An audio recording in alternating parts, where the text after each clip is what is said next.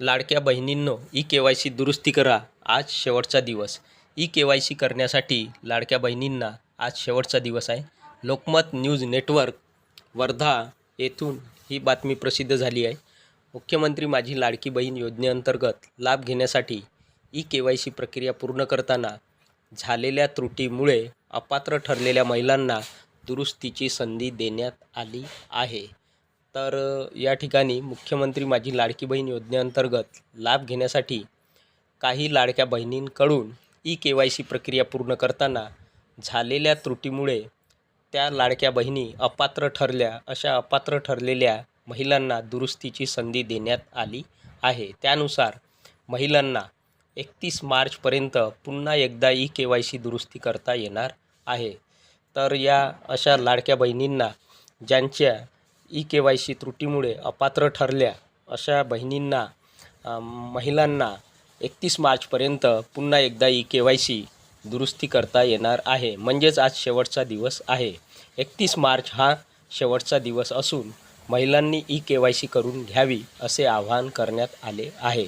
तर या ठिकाणी 31 मार्च हा शेवटचा दिवस असून महिलांनी ई-के-वाय-सी करून घ्यावी असे आवाहन करण्यात आले आहे. सविस्तर माहिती अशी की मुख्यमंत्री माझी लाडकी बहीण योजनेअंतर्गत 31 डिसेंबर 2025पर्यंत ज्या लाभार्थी महिलांनी ई-के-वाय-सी प्रक्रिया पूर्ण केली आहे त्यामध्ये लाभार्थीच्या कुटुंबातील कोणताही सदस्य नियमित, कायमस्वरूपी किंवा कंत्राटी स्वरूपात सरकारी विभाग, शासकीय उपक्रम, महामंडळ, भारत सरकार अथवा राज्य सरकारच्या स्थानिक स्वराज्य संस्थेमध्ये कार्यरत नसणे, तसेच कोणताही सेवानिवृत्तीनंतर सदस्य निवृत्तीवेतन घेत नसणे या अटीबाबत चुकीचा पर्याय निवडल्याचे निदर्शनास आले होते. या कारणामुळे अनेक महिला पात्र ठरल्या होत्या. या पार्श्वभूमीवर शासनाने अशा अपात्र ठरलेल्या महिलांना पुन्हा एकदा संधी देण्याचा निर्णय घेतला.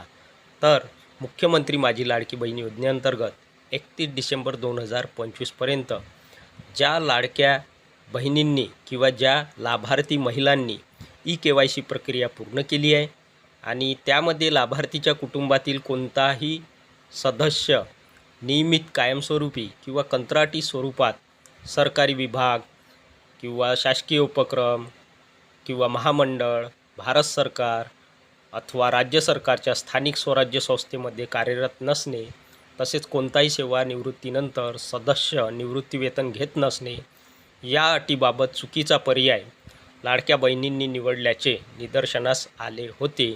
या कारणामुळे अनेक महिला अपात्र ठरल्या होत्या.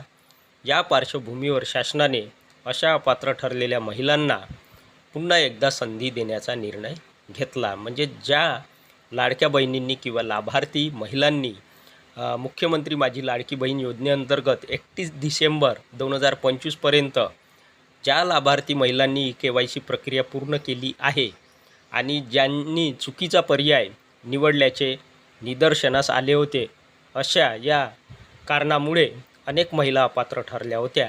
या पार्श्वभूमीवर शासनाने अशा अपात्र ठरलेल्या महिलांना, म्हणजे ज्यांनी ई-के-वाय-सी 31 डिसेंबर 2025पर्यंत केली होती आणि त्यांनी चुकीचा पर्याय निवडला होता, अशा अपात्र ठरलेल्या महिलांना पुन्हा एकदा ई-के-वाय-सी करण्यासाठी संधी देण्याचा निर्णय घेतला. अपात्र महिलांनी के-वाय-सी करण्याचे केले आवाहन. ज्या महिलांची ई-के-वाय-सी प्रक्रिया चुकीच्या पर्यायामुळे अपूर्ण राहिली किंवा त्या अपात्र ठरल्या आहेत, त्यांनी आपली माहिती काळजीपूर्वक तपासून दुरुस्त करणे आवश्यक आहे. म्हणजेच या ठिकाणी ज्या लाडक्या बहिणींची किंवा ज्या महिलांची किंवा लाभार्थी महिलांची ई-के-वाय-सी प्रक्रिया चुकीच्या पर्यायामुळे अपूर्ण राहिली किंवा त्या अपात्र ठरल्या आहेत किंवा त्या लाडक्या बहिणी अपात्र ठरल्या आहेत, त्यांनी आपली माहिती काळजीपूर्वक तपासून दुरुस्त करणे आवश्यक आहे. राज्य शासनाच्या निर्देशानुसार ई-के-वाय-सी दुरुस्तीसाठी 31 मार्च ही अंतिम संधी आहे. तर या राज्य सरकारच्या निर्देशानुसार ई-के-वाय-सी दुरुस्तीसाठी 31 मार्च ही अंतिम संधी आहे, शेवटची संधी आहे. या तारखेनंतर कोणत्याही परिस्थितीत ई-के-वाय-सी प्रक्रियेत सुधारणा करण्याची मुभा दिली जाणार नाही. तर लाडक्या बहिणींना महत्त्वाची माहिती या ठिकाणी देण्यात आली आहे. या 31 मार्च ही अंतिम संधी आहे आणि या 31 मार्च या तारखेनंतर कोणत्याही परिस्थितीत ई-KYC प्रक्रियेत सुधारणा करण्याची लाडक्या बहिणींना मुभा दिली जाणार नाही. त्यामुळे लाडक्या बहिणींनी मुदतीत किंवा लाभार्थी लाडक्या महिलांनी मुदतीत ई-KYC दुरुस्ती करून योजनेचा लाभ निश्चित करावा.